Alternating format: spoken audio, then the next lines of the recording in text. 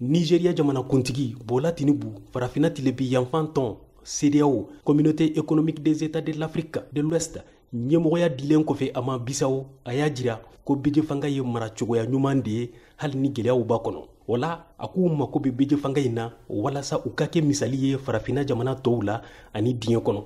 Bola Tinubu